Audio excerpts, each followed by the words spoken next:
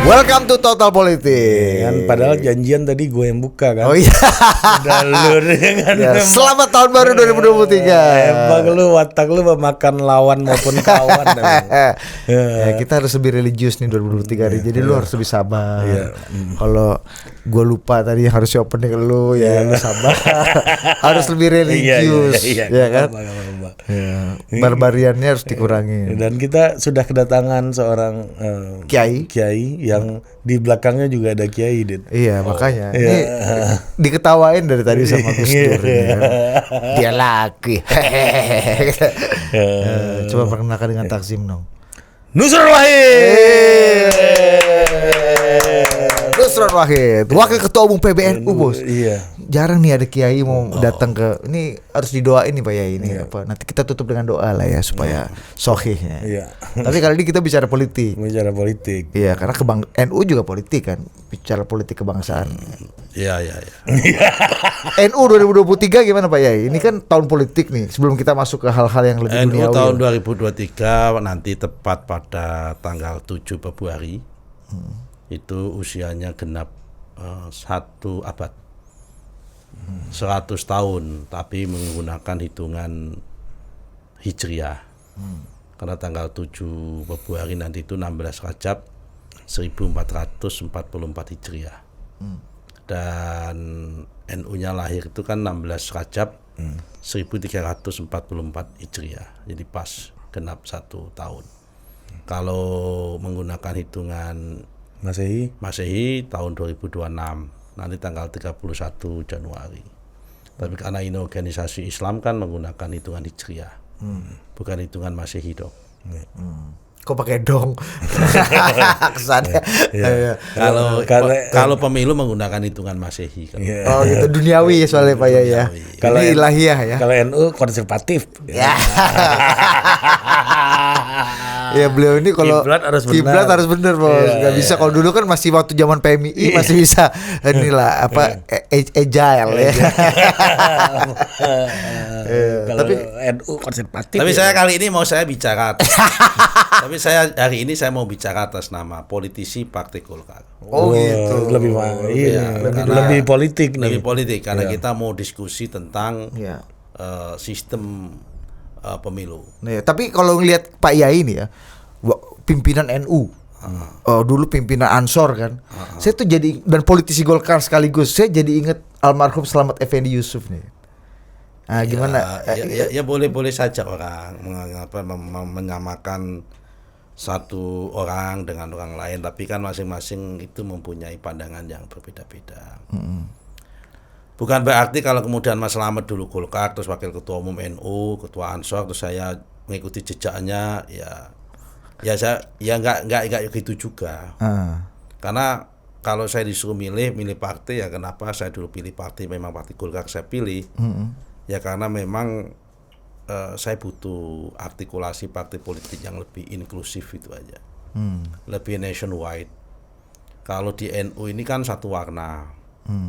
Nah kalau di Golkar ini kan multi warna.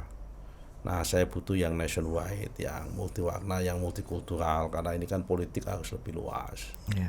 Kalau di NU kan pengabdian kemasyarakatan dan keagamaan begitu. Oke. Jadi kenapa memilih Golkar bukan PKB gitu yang ibaratnya rumahnya NU gitu. Gitu. Atau kenapa nggak PDI yang juga nationwide dan lebih pluralistik gitu sesuai dengan? Iya kan dulu saya mengibaratkan sekolah. SMA. Gue pernah dengar deh. Ya, saya mengibaratkan sekolah dulu itu. Kalau saya orang NU itu kalau masuk partai P3 itu ibaratnya kalau sekolah itu di MAN, Madrasah Aliyah Negeri. Di situ ada orang NU-nya, ada Muhammadiyahnya, ada PI-nya kan MAN itu. Kalau masuk PKB itu seperti masuk SMA Ma'arif. Sekolah Ma'arif NU. Semuanya masuk di aktivis NU di situ. Kalau masuk di PDI itu saya masuk di kayak masuk dulu ya, tapi dulu waktu itu kayak masuk di SMK atau STM karakternya kan seperti itu. Tapi kalau Kalau masuk di Golkar itu dulu saya ibaratkan itu seperti masuk SMA negeri. Yang di dalamnya itu ada anaknya bupati, ada anaknya dandim, anaknya kapolres, ada anaknya pengusaha Cina setempat, ya ada orang kampung kayak saya begitu, ada juga di situ. Nah, tapi sekarang PDIP ya udah mulai tidak seperti STM. Udah STM plus dah. PKB masih MAN nggak? PKB masih Ma'arif. Masih Ma'arif. Yang MAN apa? NU. P3. P3 masih MAN. Masih MAN itu. PDIP yang banyak mengalami perubahan sejak saya masuk dari politik tahun 2003 sampai sekarang sudah hampir 20 tahun ini sudah banyak mengalami perubahan. Gus Dur waktu itu nggak minta khusus Mas Nusron untuk bantu beliau gitu di PKB atau apa? Ini lagi sambil diawasi kita. Malah gua nggak boleh masuk PKB waktu itu. Gimana cerita deh? Ya karena udah kamu di luar aja gitu. PKB biar yang lain begitu. Top bos. Iya dong. Ya, walaupun Golkar bos, kampanye Gus Dur datang kampanyenya bos. Iya. Gimana cerita? Lu agak tahu cerita Iya, ini. banyak gua tahu soal beliau ini kan. Tapi udahlah itu masa lalu. Yang masa kini nih Pak ya. Ini saya bacakan headline aja ya, headline media nih untuk masuk menuki ke topik kita hari ini. Ini dari media Indonesia tanggal akhir tahun nih 30 Desember. Headline-nya gini, saya bacakan. PDI Perjuangan dukung proporsional tertutup di pemilu 2024. Sekjen PDI Perjuangan Hasto Kristianto menilai sistem proporsional terbuka menyebabkan liberalisasi politik dan calon terpilih lebih digerakkan oleh paham individu yang mengedepankan popularitas diri. Akibatnya sering tidak ada berkolerasi dengan kapasitas menjalankan fungsi legislasi, anggaran dan pengawasan. Sedangkan menurut konstitusi, peserta pemilu adalah partai politik, bukan perorangan. Kata Hasto gini, saya melakukan penelitian secara khusus dalam program doktoral saya, di mana liberalisasi politik telah mendorong partai-partai menjadi partai elektoral dan kemudian menciptakan dampak kapitalisasi politik, munculnya oligarki politik, kemudian persaingan bebas dengan segala cara. Itu verbatimnya ya. Ya. Dan pertemuan antara Bu Mega dan Presiden Jokowi merupakan pertemuan dalam suasana kerakyatan. Kata Mas Hasto gini, dengan sistem proporsional tertutup akan mendorong kaderisasi di partai politik dan mencegah terjadinya liberalisasi politik. Nah, gitu. Ini bahasa-bahasa kapitalisasi politik, liberalisasi politik. Ini demokrasi yang liberal. Bukan sesuai dengan semangat kita yang memang partai politik. Ini gimana Pak Yai sebagai politisi Golkar?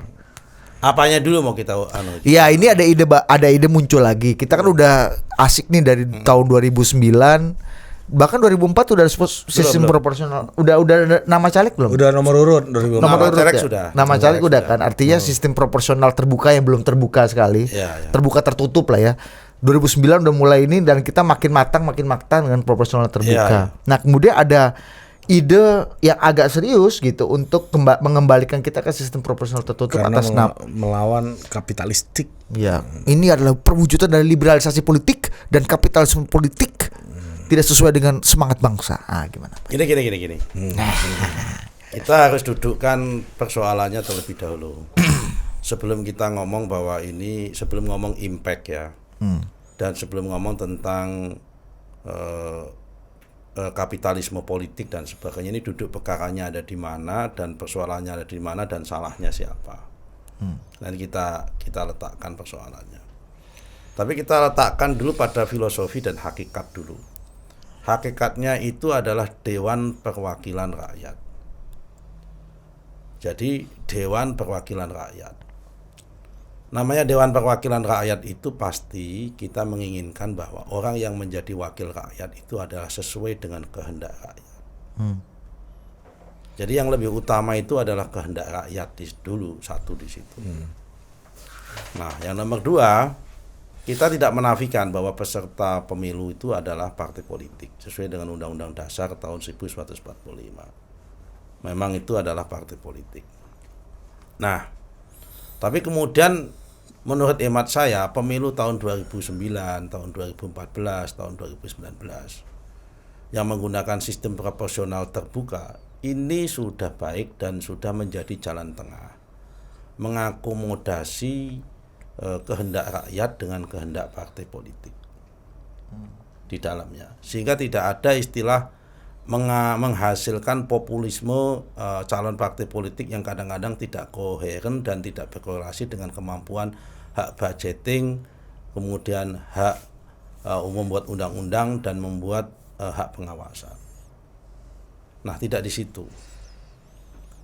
Jadi kalau ada aktivis partai politik yang dia disodorkan oleh partai politik, kemudian dia merasa dirinya pintar, memahami hak budgeting, hak kemudian hak membuat undang-undang, tapi dia nggak terpilih, ya memang namanya Dewan Perwakilan Rakyat itu adalah lembaga politik, bukan lembaga teknokratik.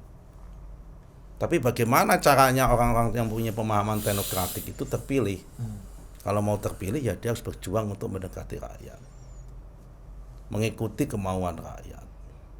Persoalannya selama ini kalau dianggap bahwa ada orang yang pintar yang disodorkan partai politik tidak terpilih, ya kan? Ya berarti dia tidak berbuat baik terhadap rakyat.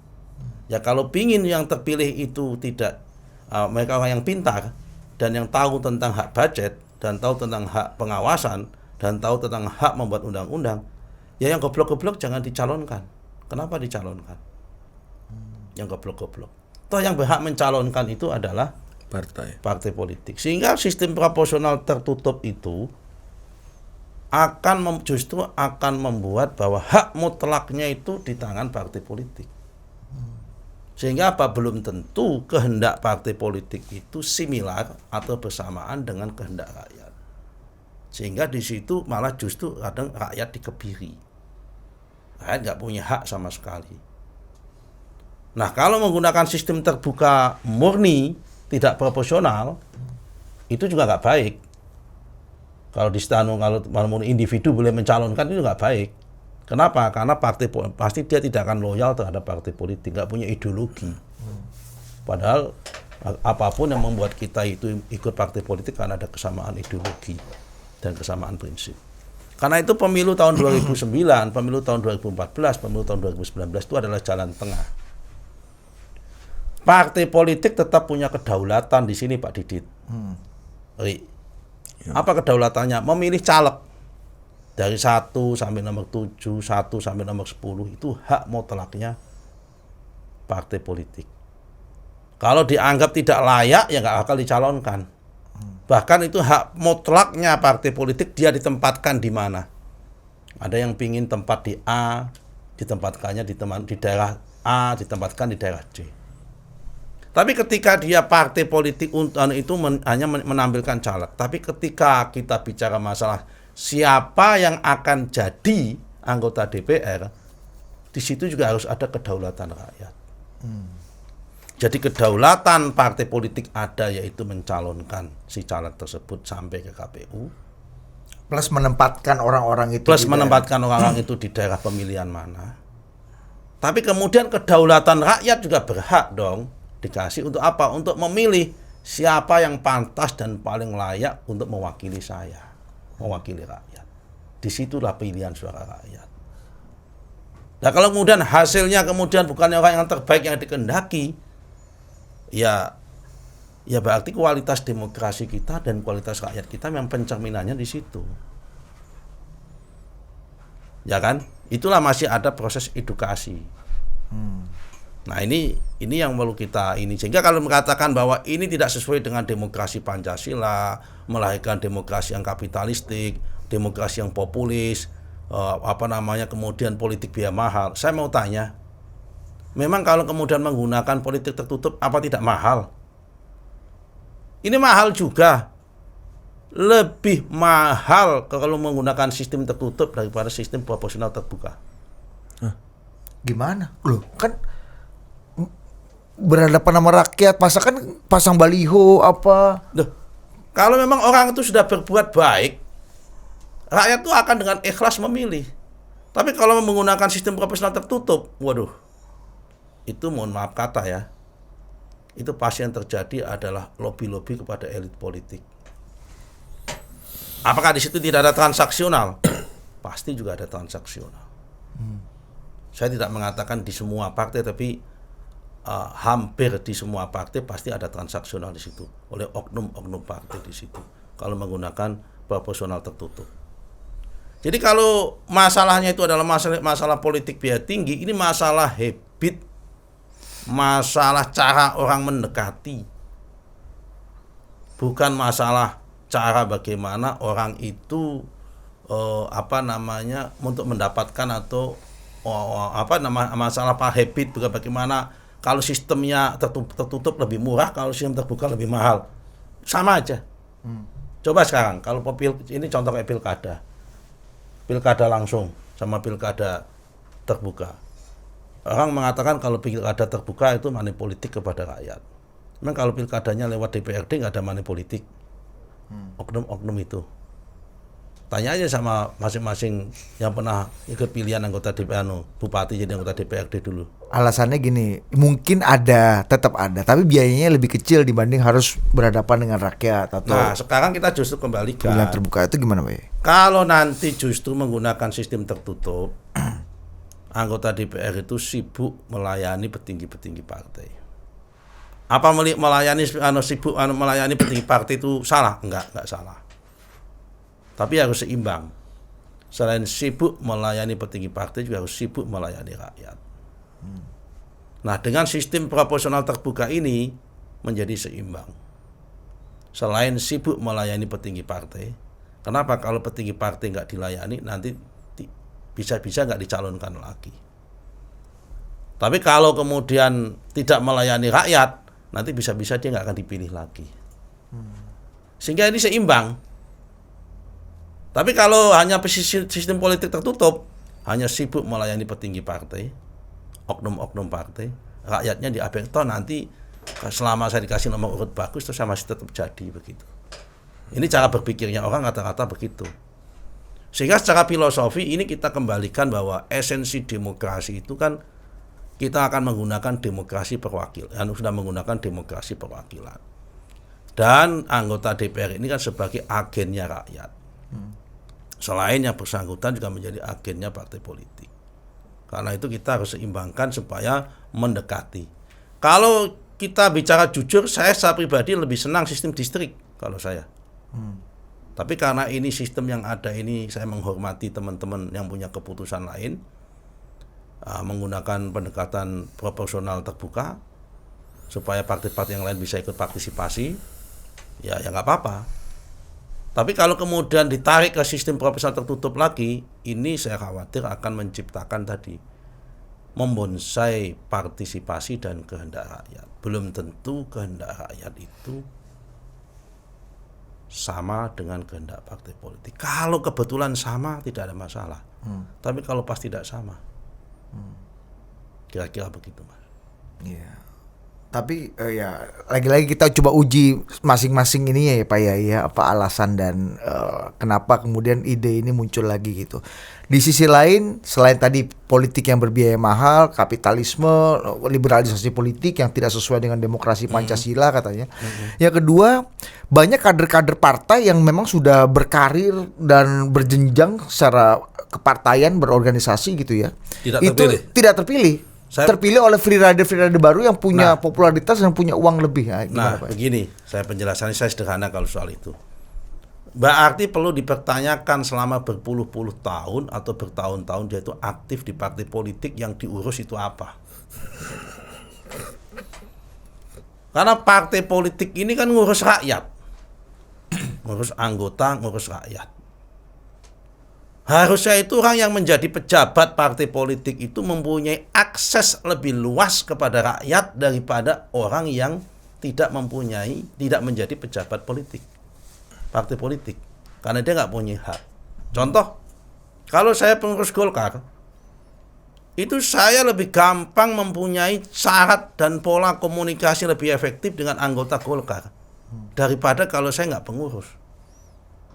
Apa segannya pengurus itu? Orang Golkar sama saya nggak pengurus. Nah, kalau ada orang yang mengatakan sudah berkarir di politik bertahun-tahun, tapi kemudian kalah dengan free rider, berarti harus refleksi. Yang ngurus partai politik selama ini ngurus apa? Ini satu contoh makin menguatkan saya pentingnya sistem proporsional terbuka. Berarti selama ini dia mengabdi bertahun-tahun di partai politik itu hanya ngurusin elit-elit, nggak pernah ikut terlibat ngurus rakyat. Kalau ujungnya katanya fulus kekuatan dompet, isi dompet ini Pak Ya Yai. kalau soal masalah kekuatan isi dompet, apa semua rakyat itu bisa dibeli? Nggak mungkin semua rakyat itu bisa dibeli. Bahwa ada rakyat yang satu kampung, 2 kampung, mayoritas itu bisa dibeli, bisa mungkin ya. Kalau nggak ada duitnya nggak mau milih itu bisa ya untuk ganti transport itu. Tapi yang di kota-kota yang masyarakat intelektual, yang kelas menengah yang udah punya uang, apa artinya uang 20.000, 50.000 dengan seorang Didit misal, atau seorang siapa kelas menengah mahasiswa mana yang tertarik itu, apa mau memilih dia hanya karena itu? Nggak mungkin. Apa kemudian itu kemudian juga diabaikan? Kalau memang dia itu tokoh yang populis, tokoh yang menciptakan harapan, tokoh yang pintar, yang smart, yang cerdas, bisa ya diyakini bisa mewakili, udah banyak berjuang di masyarakat. Saya yakin itu pasti lain, pasti akan dipilih. Saya tidak menafikan itu ada, tapi tidak semua, dan masih banyak mayoritas yang tidak seperti itu. Dan ini adalah bagian dari proses. Nah, saya itu sangat teringat dengan pepatah agama, ya kan? Saya teringat pepatah agama mengatakan rusaknya umat, ya kan? Itu sangat tergantung dengan rusaknya pemimpinnya. Kalau rakyat, ini kata Imam Ghazali ini ya, dalam kitab Ihya Ulumuddin. Kalau rakyatnya tidak mau dipilih, nggak mau memilih, kalau nggak ada duitnya, berarti memang pemimpinnya itu nggak mau ikut rapat dan nggak mau bahas sesuatu kalau nggak ada duitnya juga. Itu cerminan pemimpin. Wa fasadul ummat fasadul umat bi fasadil umara. Itu udah wafasadun nasi bifasadil umar. Rusaknya manusia itu ditentukan dengan rusaknya pemimpinnya. Jadi kalau yang memulai ini dulu siapa? Yang memulai ini adalah pemimpinnya. Coba kita lihat. Waktu pemilu 99 ada DPR P3, DPR PKB yang menggunakan money politik. Ada DPR PDIP yang menggunakan money politik. Padahal menjadi pemenang. WKB P3. Karena ada giroh di situ. Tapi kemudian kenapa suasana itu cepat kemudian menjadi berubah? Karena dia dengan telanjang rakyat bisa melihat bagaimana perilaku korupsi yang dilakukan oleh para anggota Dewan Pemilu 99 hasil proporsional tertutup. Ya kan? Itu hasil proporsional tertutup loh. 99 itu banyak yang ditangkapin oleh kejaksaan macam-macam, kemudian rakyat jadi paham, loh kok orang yang saya pilih jadi begini. Karena gitu kalau mereka merasa dirinya dapat, ya saya harus dapat juga dong.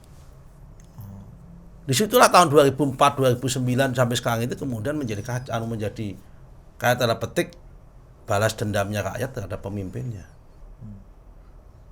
Nah sebaliknya wafasadul umaroi bifasadil ulamai. Dan rusaknya pemimpinnya itu dimulai dari juga rusaknya ulamanya. Kenapa? Ulamanya yang dulunya harus kontrol, menasehati, karena sudah telanjur baik-baik dengan para pemimpinnya itu menjadi sungkan untuk menasehati. Wa fasadul ulama'i bihubbil mali wal jari. Dan rusaknya ulama itu didahului dengan suka harta dan suka pangkat. Dimulai dari ini kata Imam Ghazali. Jadi kalau kita dikatakan rakyat begini, ya ini kita introspeksi. Dulu tahun pemilu 99 itu nggak ada seperti itu. Tapi kenapa kemudian rakyat seperti itu? Bukan karena rakyatnya ini sudah dimulai dari elitnya. Nah kalau mulainya ingin rakyatnya biaya politiknya tidak tinggi, kalau preferensi rakyat itu memilihnya bukan karena duit, maka juga dunia permainan dalam politik elit itu preferensi pengambilan keputusannya juga jangan karena variabel duit juga.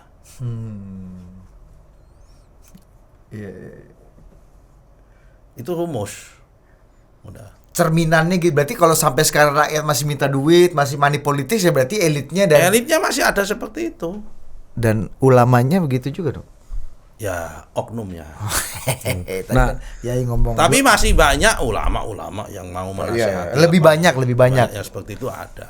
Ya. Tapi itu pun mulai nggak didengar oleh para elit-elit politiknya itu. Nah, berarti ide ini untuk kembali ke tertutup ini apa kepentingannya gitu, Pak Kiai? Saya tidak tahu kepentingannya yang mengusulkan ini ya, yang terutama yang melakukan judicial review. Tapi menurut hemat saya ini sudah tidak relevan. Kenapa? Karena masalah ini kan sudah pernah dibahas di dalam Mahkamah Konstitusi. Ini kan dulu bermula dari begini. Ada Undang-Undang Nomor 10 Tahun 2008 tentang pemilu DPR Provinsi dan DPR Kabupaten Kota. MD3 ya. MD3. Enggak, pemilu bukan. Pemilu. Pemilu tahun 2009. Yang undang-undang itu dijadikan 7/2008 ya. Nomor 10 tahun 10/2008. 2008. Yang undang-undang itu dijadikan sebagai dasar pijakan pelaksanaan pemilu tahun 2009. Nah, awalnya itu menggunakan sistem proporsional Terbuka. Undang-undang tertutup, ya kan? Proporsional tertutup dengan menggunakan nomor urut, dengan konsep pendekatan BPP, bilangan pembagi pemilih. Siapapun yang dipilih mendapatkan 100% bilangan pembagi pemilih, maka dia menang. Itu tahun 2004. Ya. Kemudian tahun 2009 diubah menjadi BPP 30%. Siapapun yang mendapatkan BPP 30% dia akan menang. Kemudian di GR dan MK memutuskan harus menggunakan suara terbanyak. Dan berarti proporsional terbuka murni. Tidak lagi proporsional terbuka tertutup. Karena di dalam amar putusan MK nomor 22 sampai nomor 24 tahun 2008 itu jelas keputusan tanggal 23 Desember. Itu Pak Mahfud tuh yang ketua MK-nya ya. Ketuanya Pak Mahfud. Ya. Bahwa dianggap bahwa proporsional tertutup itu tidak sesuai dengan suasana kompetitif dan pencerminan daripada kehendak rakyat yang itu dibangun oleh konstitusi. Meskipun sudah dikurangi dengan 30% BPP Meskipun ini ya. dikurangi dengan 30% BPP. Artinya suara rakyat juga punya peran penting di situ. penting di situ. Nah, sekarang ini kalau kita mengacu pada Undang-Undang Nomor 7 Tahun 2020, junto Undang-Undang Nomor 8 Tahun 2011, junto Undang-Undang Nomor 24 Tahun 2003 tentang Mahkamah Konstitusi pasal 60 ayat 1 bahwa substansi pasal ayat dan undang-undang yang sama itu yang sudah diputus di dalam JR itu nggak boleh dibahas lagi dan diuji lagi. Nah, ini tiba-tiba ini ada apa kok tiba-tiba sudah jelas ada ini paham apa tidak ini? Ada keputusan seperti itu kok tiba-tiba mau dibahas di dalam Mahkamah Konstitusi lagi. Dan kalau sampai nanti tiba-tiba Mahkamah Konstitusi, mohon maaf pada Bapak Majelis Hakim, memutuskan keputusan yang berbeda, itu akan mengganggu dan merusak kredibilitas kelembagaan dan sistem hukum dan kepastian hukum konstitusi di Indonesia. Kalau dikabulkan. Karena sudah ada putusan yang menolak itu sebelumnya. Lama-lama ini jadi jurisprudensi apa? Undang-undang tentang migas yang dulunya BP migas dihapus, bisa di JR lagi diputuskan beda lagi. Yang memutuskan tahun 2008 itu bukan Pak Mahfud MD, bukan si Mukti Fajar, adanya Pak Malik Fajar dan sebagainya. Tetapi yang memutuskan adalah lembaga Mahkamah Konstitusi, bukan pula Akil Mukhtar, tapi Mahkamah Konstitusi. Mungkin bisa jadi hakimnya beda, bisa jadi. Dan ini saya bukan ahli hukum, tapi coba cek tanya. Saya tahu itu. Kita pun tahu. Coba tanya yang paham tentang hukum, coba tanya bahwa perkara ini bukan perkara masalah perdata atau pidana, tapi Yang kalau perkara atau pidana di MA itu ada namanya novum baru bisa ditinjau ulang. Ya. Ini masalah tafsiran apakah suatu pasal itu semangatnya itu sesuai atau tidak sesuai dengan Undang-Undang Dasar tahun 1945.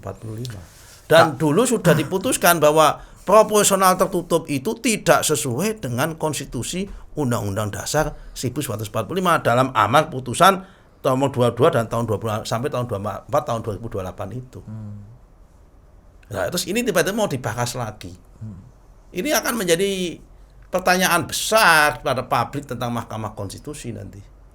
Kalau mengabulkan. Kalau mengabulkan. Tapi kan orang boleh aja dong mengajukan. Kayak misalnya presidential threshold itu setiap udah ada putusannya setiap kali juga diuji lagi JR. Orang boleh mengajukan boleh.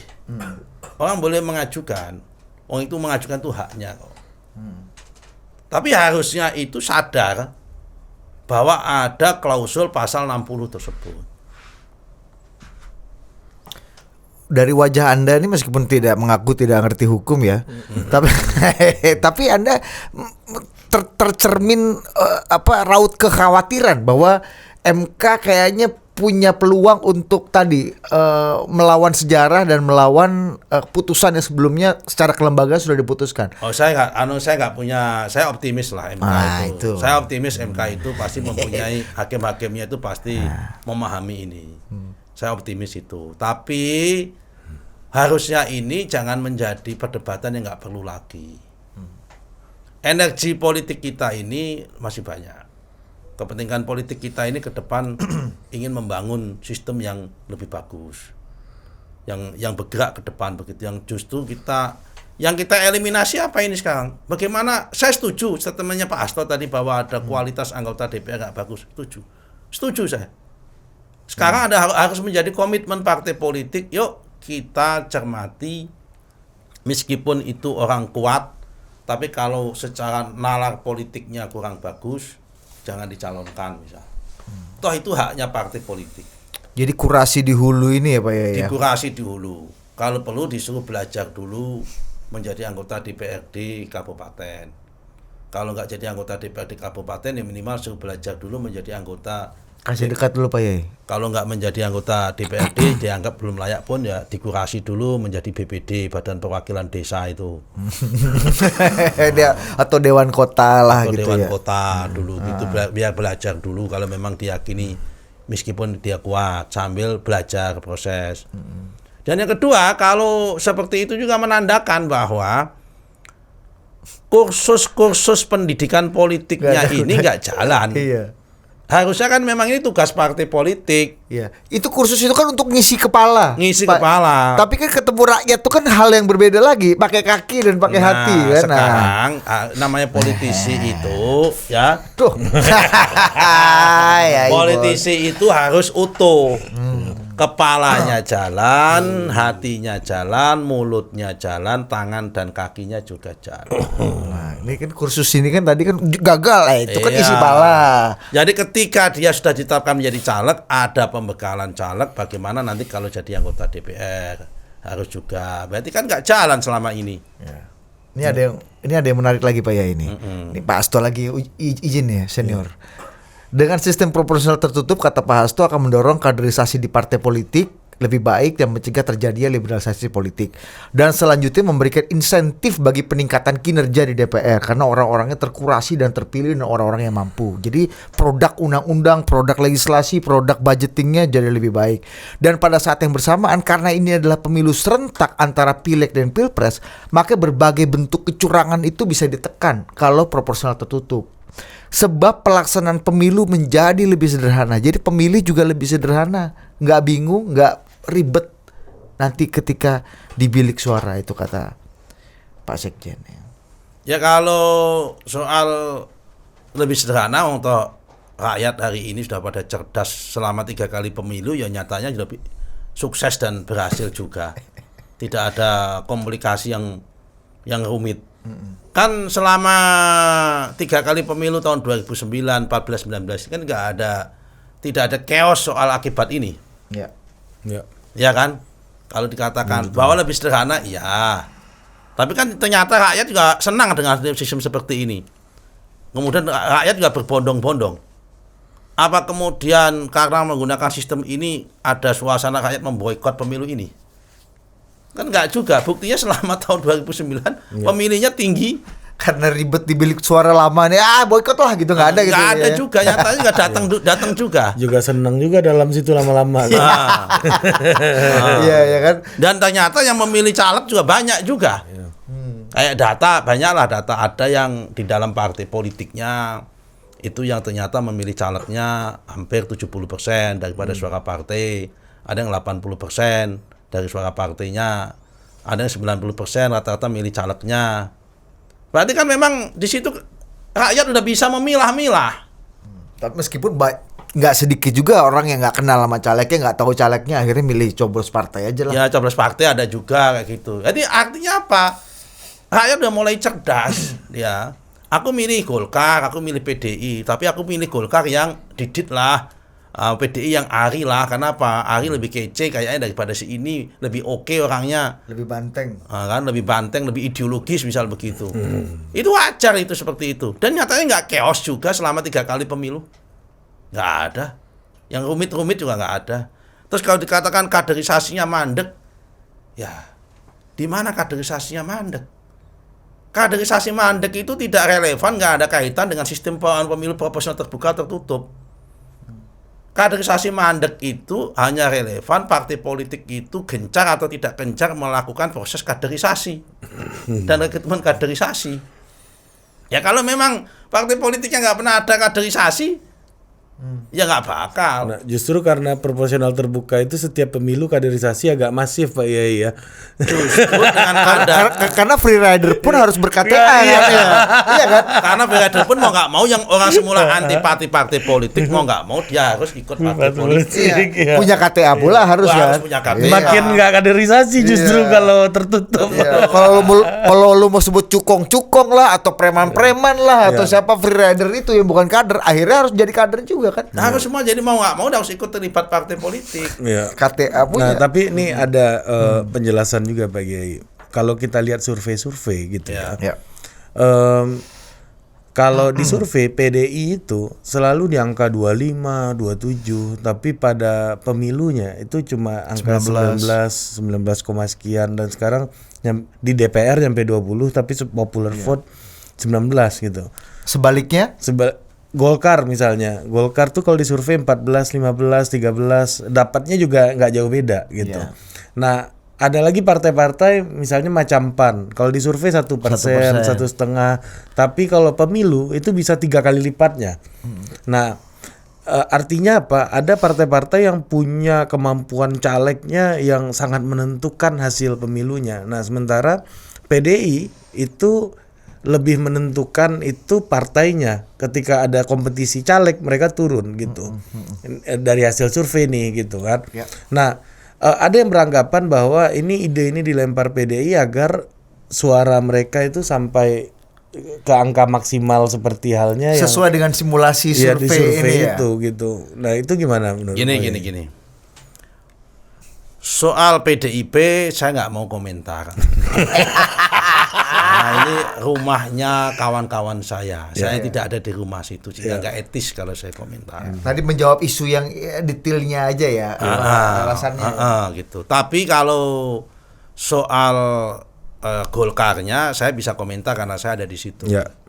Misal Golkar kenapa surveinya 8%, 9%, 10%, tapi hasilnya selalu 14%, 15% begitu.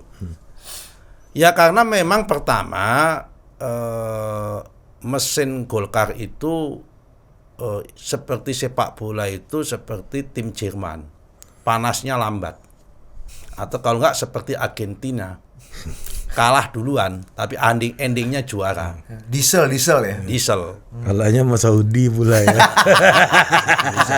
Libur bawa Saudi. Jadi memang begitu. Tapi memang yang kedua bahwa caleg kalau di Golkar tidak dipungkiri bahwa caleg itu mempunyai kontribusi yang signifikan terhadap menggerakkan dinamika mesin partai.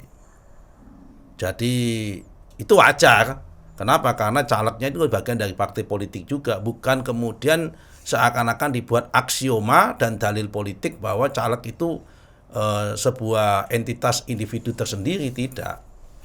Caleg beserta perangkatnya itu adalah entitasnya partai politik. Meskipun kenapa? Karena si caleg itu, misal kayak saya ini adalah nggak terpisahkan dengan entitas partai politik, meskipun saya mempunyai daya terima yang lebih luas, ya kan, melintasi batas-batas ideologi partai, misal begitu. Ya itu pada masing-masing inilah, masing-masing orangnya, pergaulan orang, daya pikirnya dan sebagainya.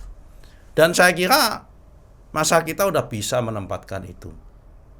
Nah, saya kira ini nggak perlu lagi dibahas soal itu.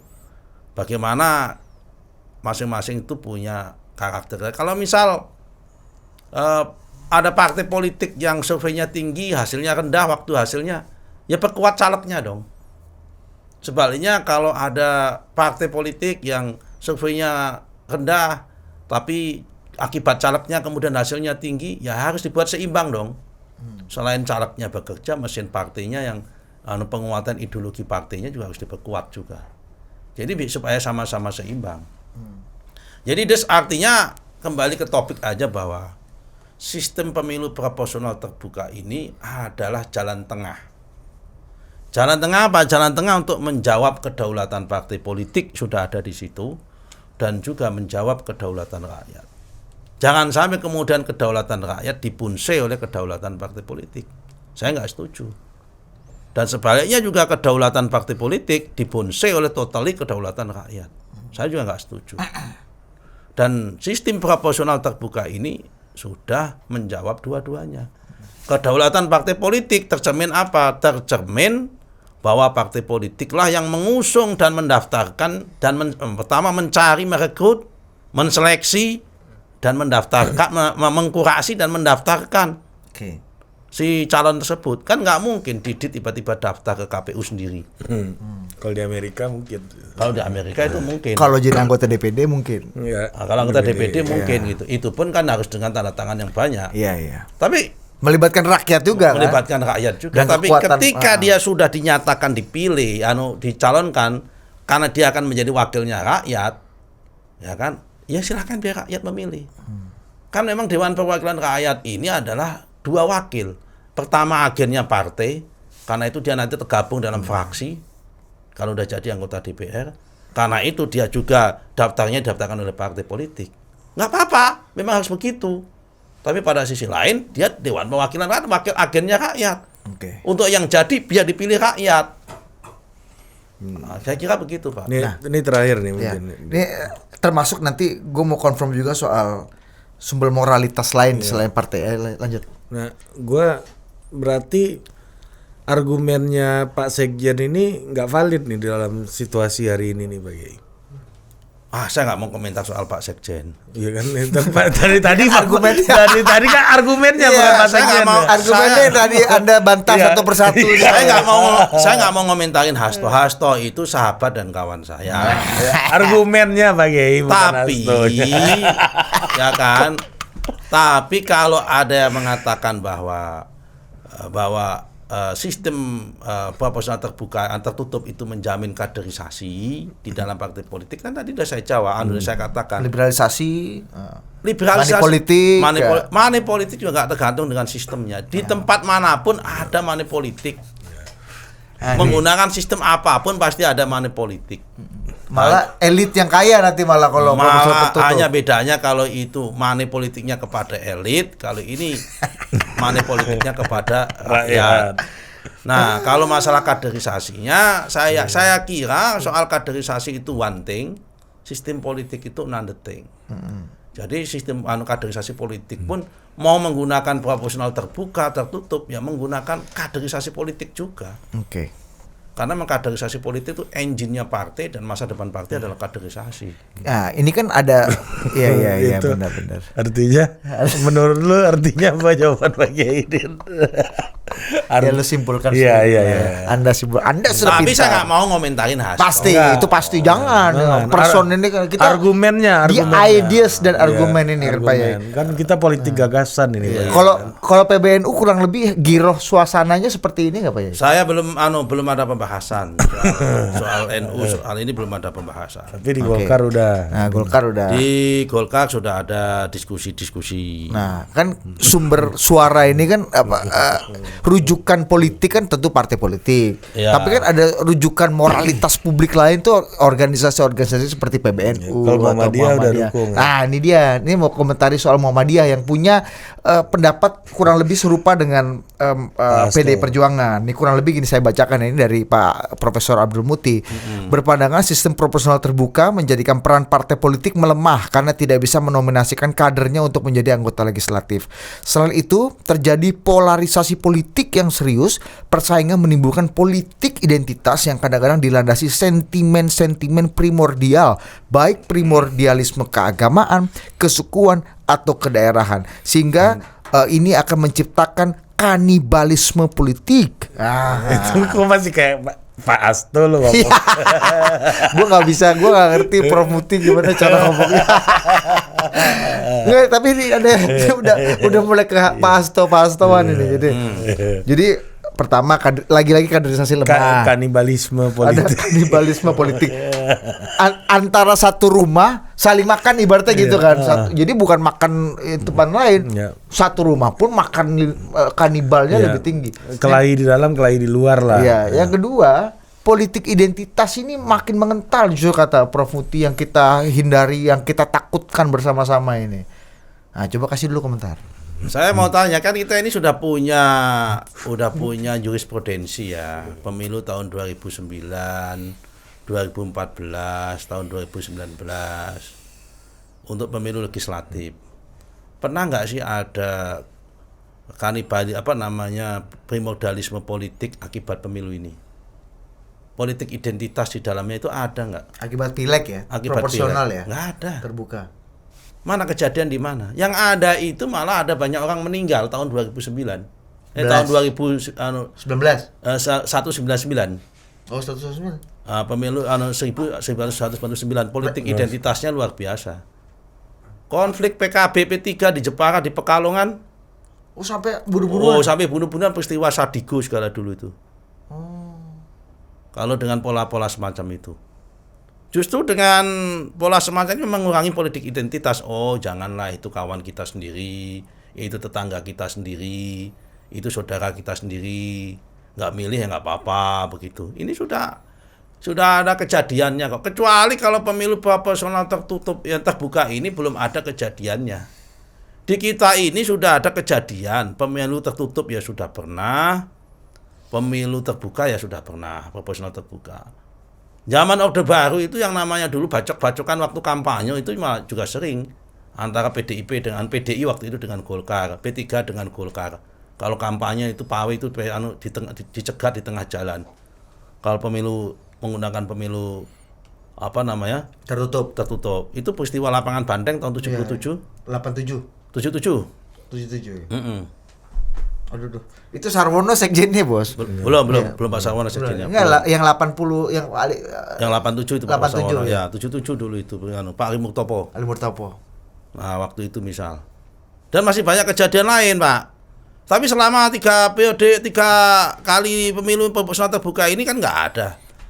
Ada persaingan bahwa internal antar dan internal partai politik caleg ya. Itulah seninya kompetisi. Pada sisi lain dia berkompetisi dengan orang luar. Pada sisi lain yang bersangkutan berkompetisi dengan teman di dalam. Apa nggak boleh, Pak? Kalau kita ujian nasional itu karena sistemnya tingkat nasional semua. Pada satu sisi kita juga bersaing juga dengan sekolah, antar sekolah, SMA 1, SMA 2, SMA 3, sampai senasional supaya saya menjadi juara tingkat kabupaten, juara tingkat provinsi atau juara tingkat nasional. Tapi pada sisi lain saya juga harus kompetisi internal dengan kawan saya sekelas untuk bisa menjadi pemenang itu. Jadi soal kompetisi ini dengan kompetisi siapapun, mau kompetisi internal, kompetisi eksternal, ini biasa-biasa saja. dan bukan bagian dari kanibalisme. Ini bahasanya tuh kanibalisme politik tuh kan udah membunuh kanibal itu kan bunuh nih zero sum game ini kan. Nah makanya sebetulnya ini kan berlebihan. Menurut saya berlebihan kalau dikatakan ada kanibalisme politik. Bahwa ada praktek-praktek yang tidak baik dan curang terhadap oknum-oknum itu tidak. Jadi sudah ada mekanismenya. Kalau di dalam mekanisme internal pasti melibatkan tidak lihat mahkamah partai. Kalau melibatkan dengan penyelenggara ada DKPP. Dan kalau ada kanibalisme itu pasti melibatkan dengan penyelenggara. Nggak mungkin nggak melibatkan dengan penyelenggara. Yang kanibalisme. Orang ketiga ini ya. Orang ketiga. Vendor. Subkon ini kan. Nah, kalau Prof Mukti pertanyaannya sama Mak Ari tadi tuh. Teman juga. Loh, satu kampung. Satu kampung. Dia orang Kudus. Orang Kudus. Dan yang namanya Profesor Mukti itu keponakannya guru saya. Keponakan guru saya itu. Saya punya guru namanya Kiai Haji Ahmad Hadi dan Kiai Haji Ibrahim Khalil itu. Ibunya Mukti itu adiknya Kiai Ahmad Hadi dan kakaknya Kiai Ibrahim Khalil. Dan Kiai Ibrahim Khalil itu sekarang Rois Suriah MWC NU Kecamatan Gebok Kabupaten Kudus. Jadi maksudnya Anda mau menunjukkan bahwa akarnya pun NU. Setiap orang terlahir secara NU. Ya. Orang tuanya lah yang membuat dia Muhammadiyah. Itu si Arif Putra. Tapi ya pertanyaannya sama Arif Putra tadi kan Arif Putra tadi nanya ketika kita sudah bahas gitu kan. Ini apa kira-kira tujuannya Pak Sasto dan PDIP itu apa gitu kan. Nah, itu pertanyaannya. Ini sama nih seperti Nah, kalau Hasto sama PDIP nggak saya paham. Oke, menurut Anda apa tujuan utamanya Muhammadiyah menggagas ide di saat yang berbarengan dengan PDIP? Muhammadiyah dan PDIP itu nggak menggagas, hanya kan pasti dia ditanya wartawan karena ada fenomena orang yang melakukan JR. Terus dia gayung bersambut membangun opini beropini gitu kan. Ya beropini ya membangun opini dan beropini dia agak beda. Membangun opini dan membangun itu aktif ya. Beropini itu aktif merespon ya kan. Itu sih sah-sah saja dan memang itu wajar. Kita pun juga beropini juga. Iya. Ini membangun opini opini dan membangun opini. Ya kan. Karena apa? Karena bolanya sekarang ada di Mahkamah Konstitusi. Nasib demokrasi Indonesia ini akan ditentukan 9 hakim di dalam Mahkamah Konstitusi. The Nine Solomons ini. The Nine Solomon di dalam Mahkamah Konstitusi itu. Kata kuncinya. Jadi Prof Mukti ini apa merespon? Ya dia hanya merespon. Ya Muhammadiyah kan PDIP tadi agendanya udah kita baca lah ya. Ini agenda Muhammadiyah apa menurut Anda nih? Saya nggak mau komentar. Anda semua nggak mau komentar. Saya kan bukan pengamat. Saya kan aktivis NU, aktivis partai politik. Kalau saya komentar Muhammadiyah ya nggak pas. Tapi saya menghormati pendapatnya Muhammadiyah. Silakan diuji aja. Iya, tapi pandangan politik saya begini. Ini pemilu sudah berjalan selama 3 kali. Dan selama 3 kali itu nggak ada orang meninggal karena gesekan persaingan di sini. Politik identitas tadi itu nggak ada tuh. Nggak ada politik identitas. Karena sistem pemilu ya. Pemilu sistem pileg di sini. Politik identitas pilkada DKI akibat itu karena pertarungan itu ada tahun 2017. Kan pilkada bukan sistem proporsional. Bukan sistem proporsional terbuka. Malah justru waktu proporsional tertutup ada. Ya kan? 99 ya. Pemilu 99 itu bentukan PKB P3. Dulu zaman Orde Baru bentukan PDIP. Setiap kampanye pasti berantem dulu di daerah Solo, daerah Semarang dulu tuh. PDI Golkar, Mas. Enggak, PDI Golkar. Kalau di daerah Pantura PDI P3. Ya koran-korannya pada masa dulu itu. Cek aja. Cek aja di situ dulu tuh. Apa kayak gitu lagi kita ini republik ini? Nah, iya betul juga sih. Ya itu Pak Yai kalau ya lucu juga ya. Apa tuh? Prof Mukti? Enggak. Bukan. Apa? Apa beropini sama membangun opini? Dan nggak mau komentar tapi nggak mau. Itulah Pak Yai ini. Ini substantif lah. Artinya saya nggak mau mengomentari Pak Hasto dan Pak Mukti, tapi saya ngomentari sistem proporsional terbuka dan tertutup. Itu aja. Itu aja. Di ideasnya ya. Iya, idenya itu saja. Iya, saya tidak mau mengomentari Pak Hasto dan PDI, saya tidak mau mengomentari Prof Mukti dan Muhammadiyah. Tapi di ideas dan argumentasinya. Argumentasinya tentang perbandingan proporsional terbuka tertutup itu argumentasinya ini dan fakta-faktanya seperti ini loh. Oke, jadi ini bergantung pada Nine Solomons karena sudah ada jurisprudensinya penolakan tahun 2008. Tapi ini ya sebagai Pak Kiai tadi nggak ngaku ahli hukum ya, Dit, ya. Tapi saya akan nanya soal hukum lagi. Ketua KPU udah ngomong caleg-caleg. Oh iya, caleg jangan ya. pakai foto dulu katanya. Nanti di sebetulnya gini ya, ketua KPU tuh ya gak salah juga, dia ngomong gitu, normatif. Iya. Normatif. Karena harusnya sebelum diputusin iya, masih aturan lama yang berlaku kan, kenapa harus diantisipasi gitu? Ya kan dia ngomong ada potensi. Kenapa ada potensi? Karena ada orang yang menggugat ini. Apakah itu kemudian dianggap beropini apa enggak? Bagi saya enggak. Dia justru malah saya berterima kasih sama Hasyim Asy'ari ketua KPU. Karena dia justru ngasih kabar, mengabarkan ini loh ada JR. Oh. Ya kan? Bisa jadi kalau Hasyim Asy'ari nggak ngomong itu saya nggak ngerti loh. Kalau ada JR itu. Nah, bisa jadi banyak orang yang nggak ngerti dan diam-diam loh. Nah harusnya itu ya pihak MK mengumumkan ada JR. Ini kan masalah penting mengumumkan. Nah dengan adanya seperti itu maka saya tidak menyalahkan ketua KPU. Dia posisinya ya mengabarkan itu benar. Oh jadi kasih early warning buat kita ya. Oh karena kan digebukin juga nih satu republik ini karena ya, dianggap menjadi salah satu ya seakan dia bermain dalam genderang kecuali kalau kemudian dia menjadi pihak terkait dan kemudian waktu dipanggil kemudian jadi saksi di MK dia pro terhadap terbuka atau tertutup, nah itu kita baru serang habis-habisan dia. Kalau dia misal kalau tertutup kami lebih senang karena begini, nah itu jadi dia berpihak. Harusnya saya majelis yang mulia, apapun yang diputuskan oleh majelis yang mulia saya terima karena kami ini adalah pelaksana undang-undang. Apapun keputusannya sesuai undang-undang akan saya laksanakan. Jadi kalau ditanya lebih baik mana terbuka atau tertutup bagi pelaksana sama saja, ada plus dan minusnya. Nah, gitu harusnya begitu. Tapi kalau kemudian mengatakan opininya kecuali kalau dia mengatakan bahwa tertutup itu begini,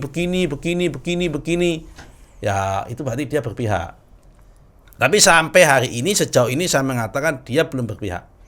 Dia masih sebatas mengabarkan bapak-bapak sekalian, para caleg, hati-hati loh, ini ada JR seperti ini. Nanti pekerjaan bapak sia-sia loh. Sebetulnya itu tidak salah juga. Malah justru kita berterima kasih diingatkan. Sehingga sekarang ini problemnya ada di mana? Bukan di KPU, problemnya ada di MK. Dan si orang yang mengadukan pemohon untuk melakukan gugatan. Hanya nanti kalau si pihak KPU dinyatakan sebagai pihak terkait, baru kalau dia berpihak baru di situ.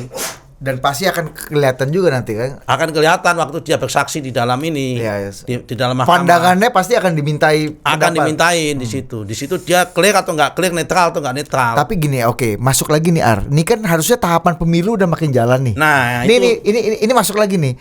Tahapan pemilu kan jalan nih, Pak Yai kan. Kemudian ada JR. Ini kan artinya kan sesuatu hal yang substansial banget gitu dalam ini yang dalam tadi yang kemarin saya katakan, ini yang bahaya. Bisa tertunda tahapan dari kita segi nih. timing ini nggak pas.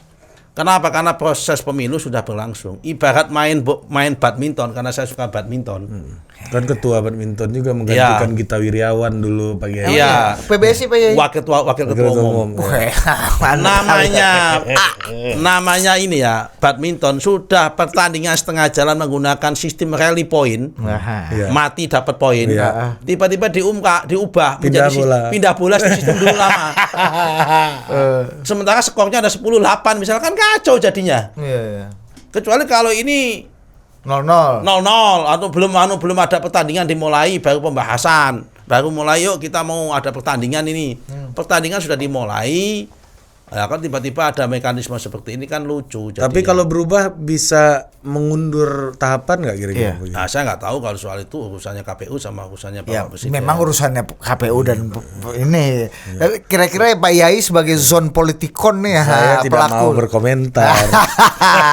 Karena kalau soal Karena orang kan khawatir juga kan. Karena Arya. kalau soal timing politiknya diundur, nggak diundur kan saya udah punya pendapat dulu. Iya, apa coba kasih Di- ingatkan lagi publik. Total politiknya. Kalau saya jadi anggota DPR, Saya senang. saya senang kalau politiknya diundur. Kenapa? Jabatan saya perpanjangannya nambah. 2 tahun. 2 tahun, 5 tahun, alhamdulillah. Apalagi 7 7 tahun. tahun. Ya manusiawi dong itu. Tapi kalau keputusannya yang lain 5 tahun, kita 5 tahun. Mau 7 tahun, tapi ini tidak terkait dengan soal ini gitu masalahnya. Tapi itu bisa berimpact pada kesenangan Anda ini nggak? Tambah 7 tahun ini. Kesenangan pribadi ya yang nggak berhubungan Oh, dengan yang demokrasi. bisa berdampak mundur itu 7 Iya. tahun. Ini Kalau finishingnya ruwet bisa jadi. Kalau gejolaknya ruwet bisa jadi. Bisa itu kalau finishingnya.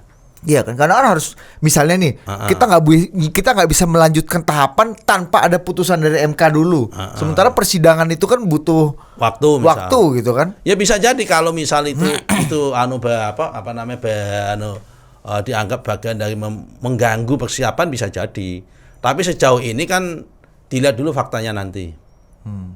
Ya terserah lihat keadaan nanti. Kalau saya kan udah punya pendapat mau diajukan ya, diundurkan ya. Alhamdulillah, nggak diajukan ya alhamdulillah kalau saya. Oke, siap. Selalu siap ya. Selalu siap kalau kita. Gak ada istilah ragu-ragu Ini icuk. bisa jadi sebagai upaya mendelegitimasi KPU. Setuju nggak Pak Kiai? Enggak, belum. Ada argumen kayak Ada begini. rangkaian. Misalnya kan Belum. kemarin juga ada Verifikasi. fakta-fakta soal verifikasi faktual yang katanya ada intervensi MS, TMS gitu kan. Kemudian Saya belum melihat itu. Ini masih biasa-biasa saja. Oke, mantap. Terima Coba kasih. kasih tutup dengan doa dulu supaya pemilu kita ini Untuk berkah. dan mengawali 2023 Mengawali 2023 ini kita Pak Yai. yang- Kasih ya, dulu doa buat kita untuk semua nih, buat masyarakat total politik katro-katro ini, ya. netizen yang jarang sholat ini Pak Yai. Oh ya, begini ya. Ada doanya Nabi Muhammad yang sangat baik sekali, yang itu wajib diikuti oleh dan didengarkan oleh para politisi dan pengambil keputusan. Suatu hari Nabi itu didatangi oleh seorang sahabatnya dari orang Badui. Dia minta doa kepada Nabi karena dia baru diangkat menjadi jadi kepala suku. Jadi kepala suku diangkat. Apa doa Nabi? Ya Allahumma man waliya amra ummati fasyaqqa bihim fashkuk bihi. Allahumma man waliya amra ummati farofa'a bihi farofaqo bihi farfuk alaihi. Artinya, ya Allah ya Tuhanku, kalau di antara umatku ada yang ingin mengurusi urusan umatku, ngurus rakyat, tapi dalam ngurus rakyat itu dia mempersulit umatku, mempersulit rakyat, maka persulitlah hidup dia. Doa Nabi itu. Tapi ya Allah, kalau ada di antara umatku yang mau menjadi pemimpin dan ngurus umatku, dan ketika dia ngurus umatnya itu, ngurus rakyat itu, senantiasa mengangkat harkat, martabat dan derajatnya rakyat, maka doa Nabi apa? Angkatlah derajat dia. Ya Allah gitu. Ya, ayolah kita sama-sama berdoa kepada semua pemimpin, agar semua pemimpin kita di semua level, ya kan, di Indonesia ini ketika menjalankan tugas dan memimpin rakyat Indonesia itu senantiasa mengangkat harkat dan martabatnya rakyat sehingga dia akan diangkat derajatnya oleh Allah. Amin. Jangan sampai dalam memimpin ini punya niatan aja, apalagi berbuat, punya niatan untuk merendahkan atau mempersulit hidupnya rakyat. Jangan sampai. Nanti dia akan dipersulit oleh Allah hidupnya itu. Sekian, terima kasih. Sampai ketemu. Assalamualaikum warahmatullahi wabarakatuh. Waalaikumsalam warahmatullahi wabarakatuh. Sampai jumpa.